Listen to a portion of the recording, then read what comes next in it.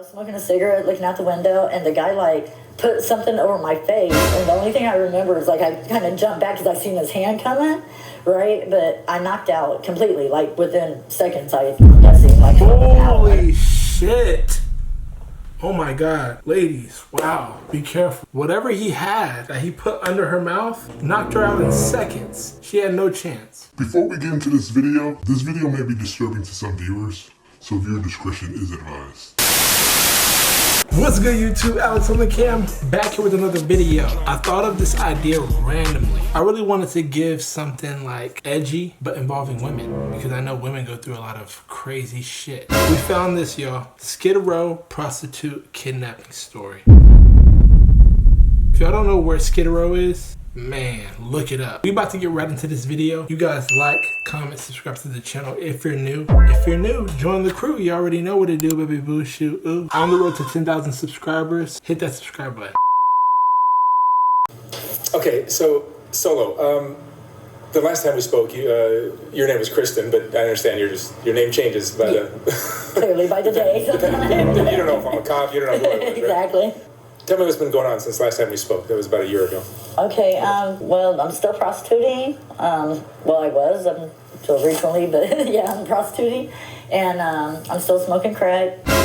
You know, I'm still living on the streets, still homeless. Damn. But okay, just outside of throw it that, out there like that. Recently, I've been in the hospital, so... What happened with your eye? You got beaten up? Yeah, well, one of my dates, I got kidnapped and tortured and raped and held hostage. Oh my God, whoa. The way she's talking about it right now is she's just throwing it out there with no emotion. Well, one of my dates, I got kidnapped and tortured and raped and held hostage for like 2.5, 3 days. Holy fuck. I don't know, I like got into a car and the guy was like a normal date, you know what I'm saying? I wasn't really tripping on him. He wasn't no scary man. He wasn't all freaky or nothing like that. He was just more like, you know, average. I don't know. He just looked average. But the guy, where we was, you know, I was smoking a cigarette and I'm looking out the window. White, black? He was Mexican. Mexican? Yeah. Okay. And like I was smoking a cigarette looking out. Right? I was low-key thinking that in my head. I didn't want to say it, but I'm like, what the fuck is the race of the dude? White, Mexican, black. What the fuck? White, black? He was Mexican. Mexican? Yeah. Okay. And like I was smoking a cigarette looking out the window and the guy like put something over my face. And the only thing I remember is like I kind of jumped back because I seen his hand coming, right? But I knocked out completely, like within seconds, I'm guessing. Like holy shit. Oh my God, ladies, wow, be careful. Whatever he had that he put under her mouth knocked her out in seconds. She had no chance. Right, but I knocked out completely, like within seconds, I'm guessing, like because I was out. I don't remember nothing. I didn't see nothing. Whenever I came to, like it was just really weird where I was at. It looked at like metal walls maybe, like I was in a freight train or like a storage place. I don't really know. Or maybe his basement if he had metal up, or I don't know where I was. Where you were. No, but it was like really long. It was a long place and there was nothing in there but a pallet, and then he had a cooler in there. Oh my God. She like damn near ran into some fucking serial killer. And the fact that she's back on the streets and she's still living like... And that's all that I could see because it was really dark. And throughout the time that we was there, I kept coming in and out, like knocking out or whatever. But I was up for a period of time, and when I was, he was just like really weird. He was like telling me, you know, oh, you would make a great wife, and you're my bride to be, and you would like that, wouldn't you? And like if I shook my head no, then he would like beat on me and hit me, you know, and he kept raping me, and then he would go like, really, really mean, like saying, you cheated on me, bitch, and like weird shit, you know, and I'm like, I don't even know. So he'd go from nice to abusive back and forth? Oh my God, multiple personality disorder. That's what it sounds like. Just the way he's acting, mentally unstable. Screws are completely loose. He's not even there. Like, if that makes sense, y'all. This person wasn't even right. He was a weirdo. And I mean, like, he would do that for like 2 or 3 hours, though, of just like really nice and like petting my head and, oh, let me wash you up, and I mean, just really weird stuff, right? And then he'd be like, I'm sorry I hurt you, but you've hurt me so bad. And like, I don't know this guy at all, right? You never met him before? I've never met him before, ever, and I don't even date Mexican guys, sorry. they don't know my normal life, you know. So Yo, hold on, I need to stop pausing it. This shit is fucking crazy though, chat. what the fuck is going on, you know? And so I thought that the guy was gonna kill me, really. Like, I didn't even think that I was gonna make it. I would too. And I guess from trauma, I knocked out for several hours. I don't know. Whenever I came back to, he wasn't there. So, like, of course, you know, like anybody else, I was trying to get away. Like, I was trying to get my hands out. And I'm like, you know, and from me, I guess, struggling enough, I passed back out. I went back to sleep. How many days was this? 2.5, 3 days. It was like, you know, right at 3 days, a couple hours from 3 days. But yeah, like I remember I was doing this and this with my feet, and I'm like, you know, in the fucking movies, this shit works. So I ain't it working, like, you know. And I was like trying everything. Yo, that's so crazy that she's laughing about it. That has to be a trauma response. Like, that's fucking crazy. I was expecting her to be in tears or some shit. I couldn't bite it or nothing, and there was nothing like around me, but I couldn't even move that far. He had me like pinned, like on my back. He had a thing hooked onto my, like the pants that he put on me had a buckle, and like he had it hooked onto something on the floor, so I couldn't even move.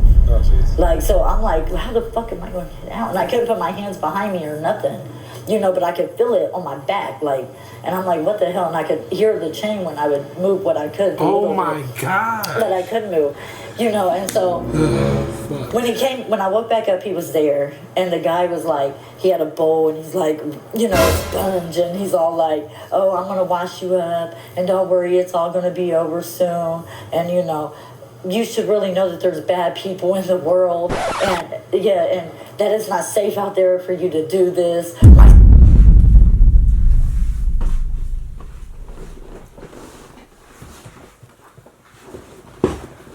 Did that mentally ill person just say that? Now that is hard for me not to, like, I'm trying to hold back my laugh. Alright, this story is crazy. At one time got killed by, again, I mean, it was a weird... Were you in fear of your life at some point? Yeah, like, I thought he was going to murder me. He had a duffel bag and a fucking sponge, and I'm like, what the hell is this? You know, why is so she I'm sitting there, laughing and he's about like telling this? me Is crazy. My sister was a prostitute who got killed, you know, and I mean, it was a real, like, just mental, psychological, like, weird, you know, it's one screaming thing, event. And he's like, it's just going to be over soon. He's like watching me, and he's like, this ain't going to hurt. And he put that thing over my mouth, on my nose, right? And I knocked back out. I thought that he was going to kill me. Yeah. You know, like, that was it. Because he kept saying, it's over now, and da-da-da-da, you know. And it's been a good marriage, and... Oh, really? Yeah, but I gotta let you go. And I'm like, you know, you gotta go to your final destination like the rest of us. And I mean, it was just weird. He was a weirdo, you know, and I'm like, so. Come on. When I woke up, a man that was jogging out in West LA was jogging and seen me, and I was laying half on the grass and half on the cement. But I had blood, and I was naked from the bottom down. And I had blood on my face, and there was blood on the cement where my head was, and I was naked from here down, and I had bruises and stuff all over me. So the guy was like waking me up, and he had his cell phone on him. And whenever I came to, I was like, what the, you know, and I jerked away from him, and I'm like, don't touch me, right? But she wasn't there? And I noticed that my mouth was undone. And that was the first thing. And then I jumped up, and I was like kind of, you know, like nervous, and I was shaking real bad. And he was like, are you okay? Are you okay? He wanted me to call the police. And I was just like, nah, you know, don't call the police, you know, because it most time don't work out in our favor. And I'm like, don't do that. Yeah. And so he was like, okay, you know, are you sure you're okay? And I said, yeah, I just had an incident, you know, and I'm okay. And so he was like, are you sure? And I took off real quick because I didn't want him to call the police. And I ran by the CVS, and the guy that works at the CVS over there actually gave me a pair of sweats to put on.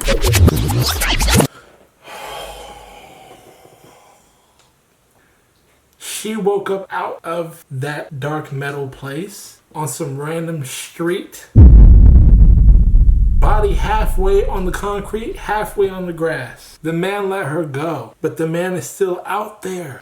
Yeah, because I was just like, look, I'm a prostitute, and I just got raped. The guy kept my pants, you know, and he was like, okay, you know, come here, and he took me to the back and gave me a pair of pants, which was really nice of him. Then I left from there and went to USC Medical, or UCLA Medical right there at the hospital, and I was pretty beat up, they said that I had been raped multiple times. I also suffered from trauma. They had me there for almost a week. I just got out 2 days ago. Oh, jeez. Yeah. So has this changed your attitude about what you do for a living and living on the street and all that? Well, Oh my God. clearly my husband changed his idea. But no, it's pretty scary, and I think right now, like, if I do go back into that, like, it would only be with my regulars, the people that I've known for years, because that kind of freaked me out. It's like you can just get into a car, and I never thought it on that guy. Like, I never seen it coming. Yeah. And usually I'm pretty good with, like, you know, picking up on people, because I'll jump out of the car, my you know, I'm like, God. oh, honey, I'm good. Exactly, like most people, they're good at like catching the energy, you feel me? So the fact that there was no red flags, that's what's scary about this man. But from past experiences, but I didn't see it coming at all. You know, usually as a woman, you get that feeling like this probably ain't the best situation. Yeah. You know, so maybe I should get out, especially doing what we do out here. You become very aware. I've been doing it for several years. So you become very aware, and you learn people's body language. You learn their mannerism, you know, and you become really good at that. How many years have you been out? I've been doing this for, I want to say, 14, 15 years. Damn! Yeah. So, God of course, you know, damn. you go through different things, which helps you to learn that. Respectfully, when I say this, you know that pussy worn out. I know that's so disrespectful, but I'm saying this in the most respectful way. As soon as she said she'd been doing prostitution for 14, 15 years, immediately that's where my mind went to. God damn, that pussy worn the fuck out. And she been getting raped? Respectfully. Holy shit, that sounds crazy. I'm not coming out at all. I know that sounds crazy as fuck, but fuck it. 15 fucking years prostituting is crazy, nigga. Of that experience. Yeah, your intuition probably gets very Very good. Very good, right? Yeah. And I didn't see it coming, you know, so that's really hard Yeah, that's to unfortunate. deal with. And not to mention, I mean, the guy, he had kids. There was a car seat in the back. Oh, jeez. Yeah. Yeah. This story gets even fucking crazier. Also made me feel a little more comfortable, you know, with the whole situation, because I'm like, oh, he's got kids, he's a family man, wedding ring on, you know, didn't think nothing of it, nothing at all. Wow. And out of nowhere, it just happened. Well, I'm so glad you're okay. Thank you. Absolutely. Thanks, me Yeah, too. that would be a horrible. Yeah, Way to go. I survived, right? I'm glad you're back with us, Thank you. and be careful out there. I will. Please. Have you told any of your family or anybody like that? Yeah, I called my What's their reaction? You know, my sister was just like, what the hell, come home? And I'm like, no, you know, but I mean, my family is very, like, how do I put it, like, Oh my backward. God. They're not knowledgeable really about here. Yeah. So, like, just the shit I tell them, period, like, I smoke crack on the streets, they don't get it. They're like, what?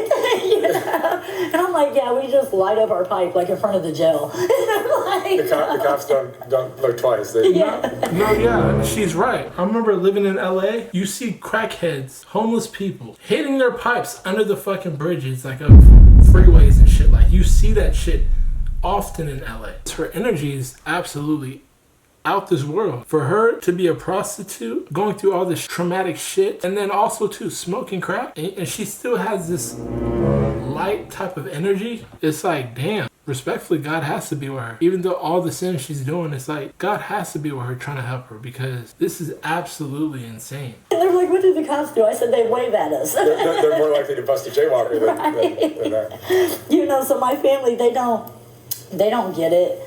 really. And they want me to come home, but I tell them, like, you know, it ain't nothing unusual. Like, I've been raped before, you guys know that, and things. I made it through. It was pretty traumatic as far as, you know, my sleeping and different things, but I think I'll be okay. I mean, I'm always looking at the bright side of things, so, you know, at least I live. Wow. If I see him come back to Agatha, which most of the time the predators do come back, Right. Which is really crazy and stupid, but they actually return to where they initially get their victims, right? And so if he comes back, how it pretty much will work is a girl will lure him, and he'll get grabbed out the car, beat up, and fucked up severely. Oh, is that right? And then if the right person gets hold of him, he may not come back. Interesting. Yeah, Skid Row. I hope the right person. Let me not even say that on camera. If the right person gets hold of him, he may not come back. Interesting. Yeah, Skid Row. Yeah. All your dreams come true. All right, so well, thank you so much for telling me the story. It's horrible. All right. I'm glad you survived it. Thank you. All right. All right. Thank you. Aww, the ending of that interview, she was so sweet. I don't know what to think about that. I'm not gonna lie, it makes me feel for women. I don't wish that on any woman, but I'm super happy that she can literally tell the story and laugh about it. Like, that's what got me through the story. Anywho, you guys let me know your thoughts about this story. Before you go, like this video. It helps me get recommended on the YouTube page, so please smash that like button down below. Also subscribe to the channel if you're new. Join the crew. You already know what to do, baby boo. Shoo, you.